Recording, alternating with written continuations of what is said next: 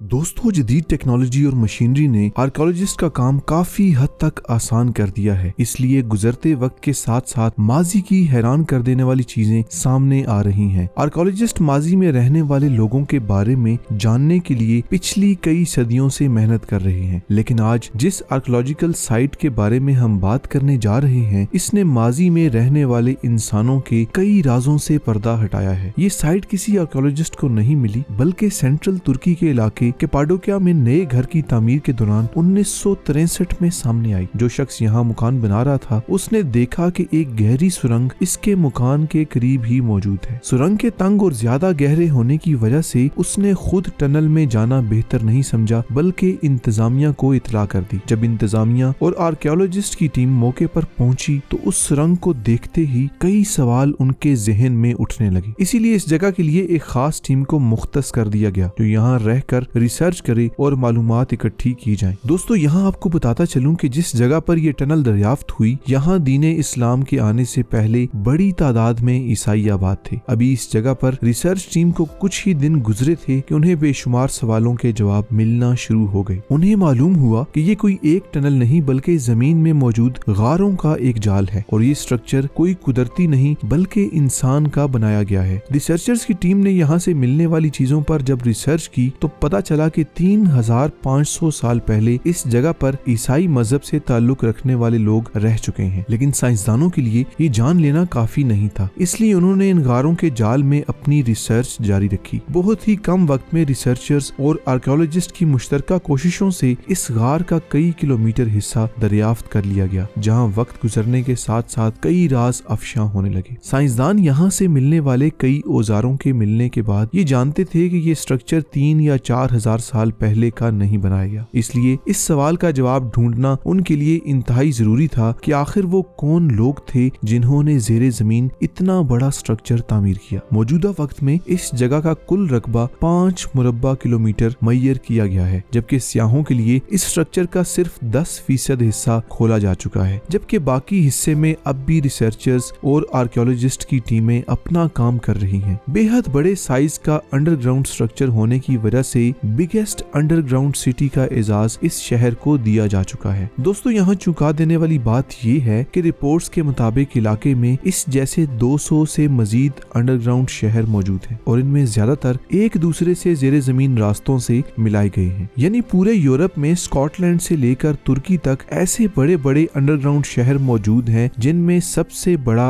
Underground शहर यही है जो तुर्की के वस्त में मौजूद है। तहकीक से पता चला कि एक वक्त में इस शहर में 20,000 लोग और उनके जानवर आसानी से रह सकते थे। जब इस पूरे स्ट्रक्चर का मैप तैयार करके आर्किटेक्ट्स को दिखाया गया तो वो नक्शे को देखकर हैरान परेशान रह गए, क्योंकि मौजूदा वक्त में जहां टेक्नोलॉजी अपने उरूज पर है, इस जमाने में भी ऐसा नक्शा बनाना आसान काम नहीं, तो 13,000 साल पहले ये कैसे तामीर किया गया। मौजूदा वक्त में नक्शा बनाने वाले आज भी इस सवाल का जवाब ढूंढने में मसरूफ हैं कि हजारों साल पहले ये लोग कैसे इस इल्म के बारे में जानते थे, क्योंकि इस बड़े स्ट्रक्चर में हवा के गुजरने के लिए ऐसा बेहतरीन निजाम मौजूद है कि ये जगह सर्दियों में गर्म और गर्मियों में ठंडी रहती है। जेरे जमीन शहर में मौजूद सहूलतों की अगर बात की जाए तो उस जमाने में रहने वाले लोगों की प्लानिंग के बारे में हैरानकुन हकाइक सामने आते हैं। ये शहर आज से 10 या 12,000 साल पहले तामीर किया गया और जमीन से नीचे इसकी गहराई तकरीबन 200 फुट है। अगर आप गहराई में जाते जाएं तो तकरीबन 11 मुख्तलिफ लेवल इस शहर के अंदर मौजूद हैं और हर फ्लोर तक पानी और ताज़ा हवा पहुंचाने के लिए 1500 से ज्यादा छोटी टनल बनाई गई हैं। जानवरों के रहने के लिए अलग कमरे और उन तक चारा पहुंचाने के लिए खास किस्म की सुरंगें तैयार की गई थी। खाना पकाने के लिए मुख्तलिफ किचन्स और बच्चों के खेलने के लिए मुख्तलिफ जगहें तैयार की गई हैं। यहाँ जब पानी के लिए इस्तेमाल होने वाली सुरंगों का मुआयना किया गया तो उस वक्त की मिलिट्री प्लानिंग को देखकर आज का कोई भी अच्छा मिलिट्री प्लानर दंग रह जाए, क्योंकि वहाँ पर ऐसी टनल्स बनाई गई थी जो आसानी से किसी भी बाहर से आने वाले दुश्मन को ट्रैप कर सकती हैं। दुश्मन को फंसाकर वहीं से गुजरने वाली पानी की सप्लाई में जहर मिला दिया जाता, जिससे बड़ी तादाद में दुश्मन एक ही वक्त में आसानी से हलाक हो जाते। जैसे जैसे आप नीचे के लेवल तक जाते हैं, सुरंगें और तंग होना शुरू हो जाती हैं, ताकि असले से लेस दुश्मन इनसे गुजर भी ना सके। शहर के अंदर हर रास्ते के बाहर एक मोटा पत्थर रखा गया है ताकि दुश्मन अगर आपका पीछा कर रहा हो तो आप रास्ते को ब्लॉक कर सकें और दूसरे रास्ते से निकलकर भागने में कामयाब हो जाएं। दोस्तों, ये शहर क्या सिर्फ दुश्मन से अपनी जान बचाने के लिए बनाए गए थे या फिर इनका कुछ और मकसद भी था? साइंसदान इस सवाल का ठोस सबूत के साथ सही जवाब अभी तक मालूम नहीं कर सके, लेकिन मुख्तलिफ साइंसदानों के नजरियात ये कहते हैं कि ये शहर खुद को सख्त तरीन मौसमों से महफूज करने के लिए बनाए गए, जबकि दूसरी तरफ साइंसदान जो दावा करते हैं वो दिल दहला देने वाला है। उनका कहना है कि ये शहर ईसाई मजहब से ताल्लुक रखने वाले लोगों ने पनाहगाह के तौर पर बनाए थे ताकि वो अपने दुश्मनों से बचकर अपने दीन को महफूज बना सकें। रिसर्च से ये पता चला कि अगर मौजूदा वक्त में ऐसा ही अंडरग्राउंड शहर दोबारा बनाया जाए तो उसके लिए कई हजार मजदूरों की जरूरत पड़ेगी। यहाँ से निकाले गए पत्थर और रेत का वजन 500 मिलियन टन तक होगा। दोस्तों, शहर में एक और हैरान कर देने वाली बात ये थी कि इसके सबसे नीचे वाले हिस्से में छोटे बच्चों को ईसाई मजहब की तालीम देने के लिए एक स्कूल भी कायम किया गया, जहाँ बच्चे कई सालों तक दीन की तालीम हासिल करते थे और फिर पूरी दुनिया में अपने दीन की तबलीग के लिए सफर भी करते थे। ये शहर ईसाइयों ने बनाए थे, इस दावे के बेशुमार सबूत इस शहर से मिलते हैं। जैसे यहाँ पर शराब बनाने के लिए मुख्तलिफ जगहें तैयार की गई, दीवारों पर ईसाइयों का मशहूर निशान भी जगह जगह देखने को मिलता है। दोस्तों, एक लम्हे के लिए सोचें कि आज से 13,000 साल पहले जब लोहे के औजार मौजूद नहीं थे, उस जमाने में 200 फुट गहरे 200 से जायद ये शहर कैसे बनाए गए और इन्हें बनाने में कितना वक्त और कितने ज्यादा लोग इस्तेमाल हुए। दोस्तों, ये सब सोचकर इंसान उस वक्त के लोगों की मेहनत, अकल और मुस्तकबिल की प्लानिंग को देखकर हैरान रह जाता है। दोस्तों, इस वीडियो को लाइक करना मत भूलिएगा और हमारी टीवी के चैनल को सब्सक्राइब कर लीजिए ताकि लेटेस्ट इंफॉर्मेटिव वीडियोस आपको सबसे पहले मिल सकें।